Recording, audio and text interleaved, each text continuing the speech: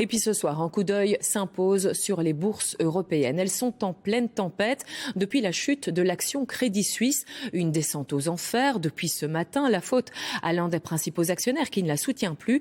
Et voilà qui fait donc trembler toutes les banques européennes. Baptiste Tupin, Philippe Huibaud et Dominique Dussin pour plus d'explications.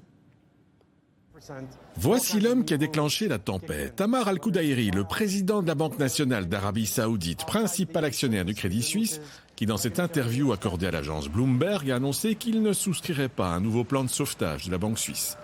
Crédit Suisse qui publie aujourd'hui son rapport annuel indiquant une perte pour 2022 de plus de 7 milliards de francs suisses, à peu près l'équivalent en euros. Un vent de panique s'est alors emparé des bourses et l'action Crédit Suisse a essuyé aujourd'hui la pire chute de son histoire, perdant plus de 24% à la clôture.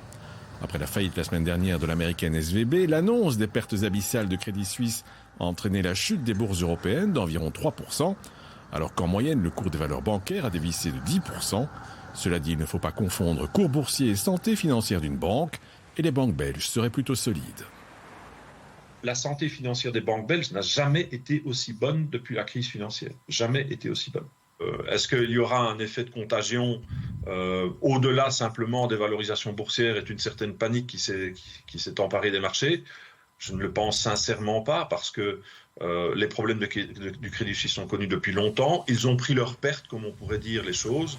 Ce soir, la France a demandé à la Suisse de régler ce problème alors que la BCE, la Banque centrale européenne, a demandé aux banques de la zone euro de détailler leur exposition à Crédit Suisse.